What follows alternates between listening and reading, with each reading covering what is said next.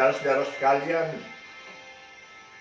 lagu tadi adalah salah satu lagu favorit dari almarhumah istri saya, Ibu Lina Kristianti. Hampir setahun yang lalu Tuhan memanggil pulang ke rumah Bapa.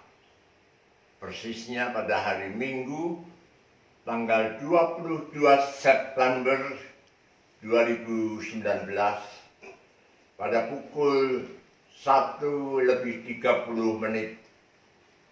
waktu Indonesia bagian Barat.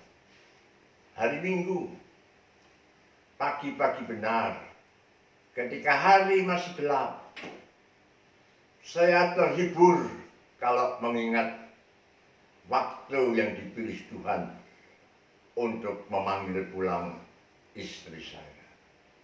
Karena itu adalah hari di mana Tuhan Yesus bangkit dari kematiannya di kayu salib untuk menebus dosa umat manusia. Bapak, Ibu, saudara-saudara, hari ini hari Kamis tanggal 10 September 2020. Saya sungguh merasa dirundung oleh kematian. Mengapa?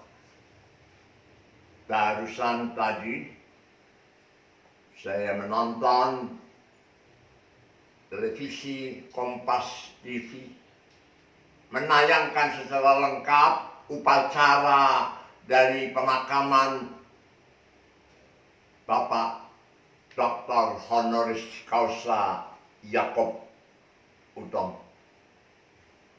Pak Yakob Utama bersama-sama dengan PK Oyong adalah pendiri Harian Kompas dan Kompas Group yang sampai sekarang berdiri dengan megah.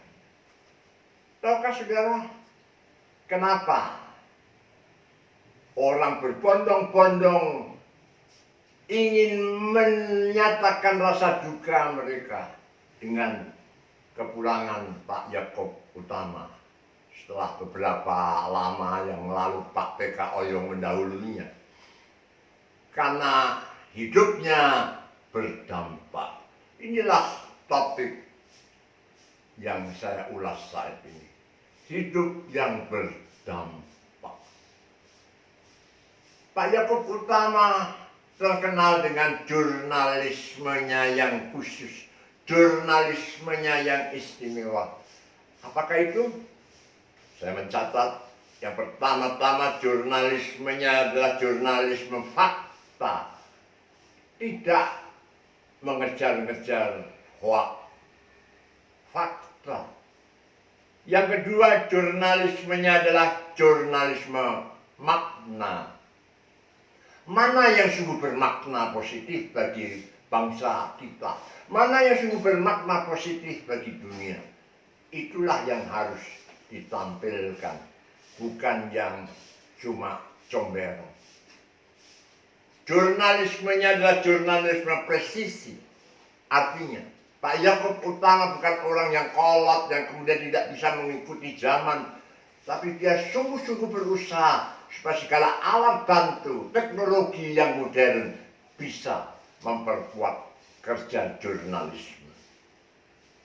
Dan jurnalismenya juga adalah jurnalisme data. Itu penting. Orang boleh ngomong panjang lebar, tapi kalau tidak didukung data, orang akan ragu-ragu benarkah yang diomongkan. Nah, itulah yang ditekankan oleh Pak Yakob Utama. Dan Pak Yakob Utama terkenal sebagai pribadi yang ramah, sederhana, egaliter. Bawahannya berkata, Pak Yakob tidak pernah marah. Pak Yakob hanya berkata, apa benar? Dan perlu dijawab sendiri oleh para bawahannya. Ketika menegur salah satu stafnya yang belum datang ke kantor, masih dalam perjalanan naik motor, apa kata Pak Yakob? Pak Yakob hanya bilang, aku bangun jam 5 pagi, jam 6 sudah siap semuanya, sudah mandi, sudah minum kopi. Dan aku sampai di kantor sebelum jam 7. Hanya berkata begitu, hanya dongeng, hanya cerita tentang apa yang dia lakukan. Tapi yang ditelepon merasa disindir oleh Pak Yakob. Enggak marah-marah, cuma sindiran halus. Kemudian saudara-saudara, bukan Yakob Utama saja. Kemarin saya ikut melalui Zoom kebaktian dalam rangka kremasi Bapak Edgar William Travis. Dia adalah seorang ahli di bidang IT dari Amerika Serikat. Seandainya dia mau tetap di Amerika, dia akan punya penghasilan yang besar dengan ilmunya itu. Tapi cintanya kepada Tuhan dan firman Tuhan Dia merelakan diri datang ke Irian Barat yang sekarang bernama Papua. Untuk apa? Untuk proyek penerjemahan Alkitab dalam bahasa-bahasa suku-suku terasing. Dia melatih para kader untuk bisa menggunakan teknologi IT dengan benar. Bagaimana membuat kamus bahasa suku, bagaimana menerjemahkan Alkitab dengan baik dan benar. Dia yang ikut merintis Kartidaya, yang bergerak di bidang penulisan terjemahan Alkitab berbahasa suku. Istrinya orang Indonesia, Ibu Nitya. Dan Ibu Nitya juga pernah menjadi direktur Kartidaya.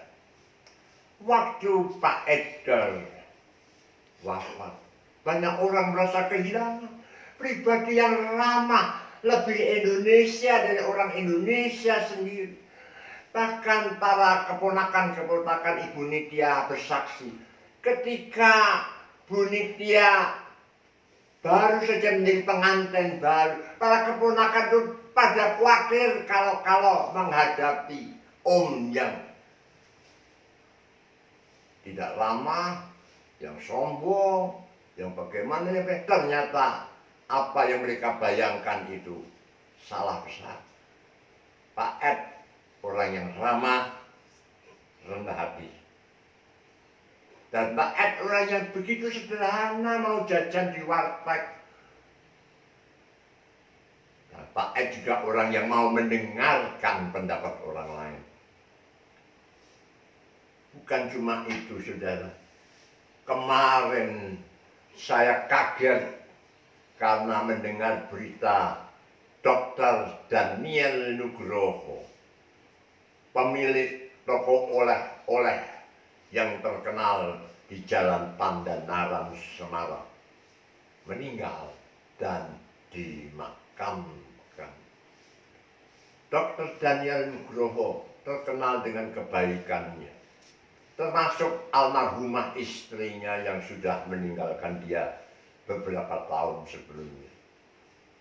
Melatih beberapa orang sederhana untuk bisa tahu caranya membuat bandeng presto.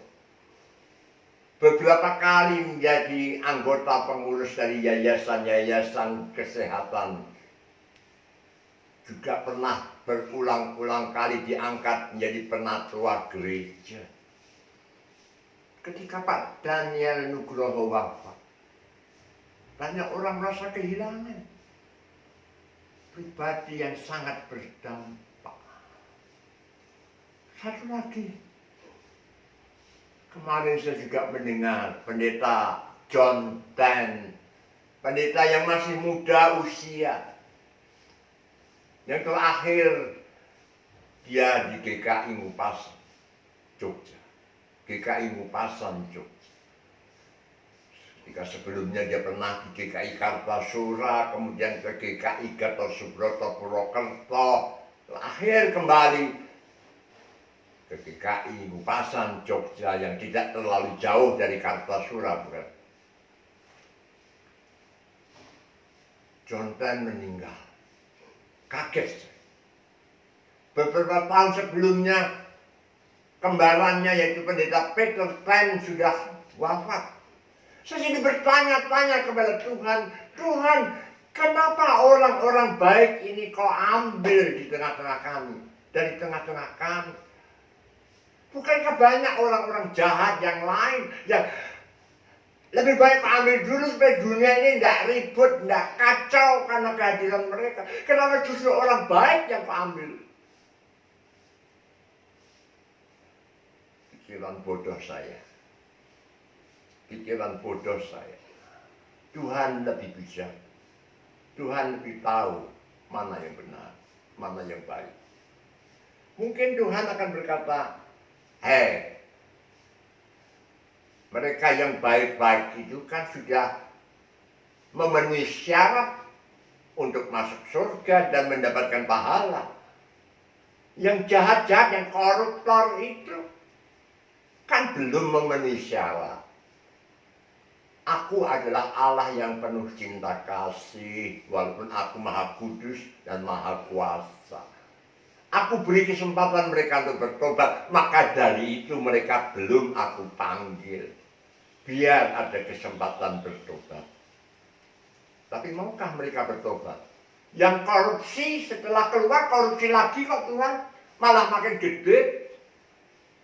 Dan tukang copet masuk penjara, keluar malah jadi rampok kok. Malah pinter belajarnya di LP.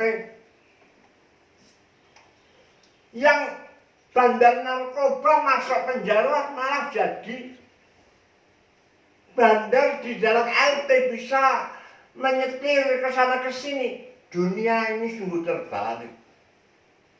Nah, saudara, bapak, ibu, hidup harus berdampak. Hidup adalah kesempatan. Apakah engkau mau memakai hidup untuk berdampak? Sehingga orang akan merasakan kehilangan ketika engkau meninggalkan dunia ini. Bukankah begitu? Sampai sekian.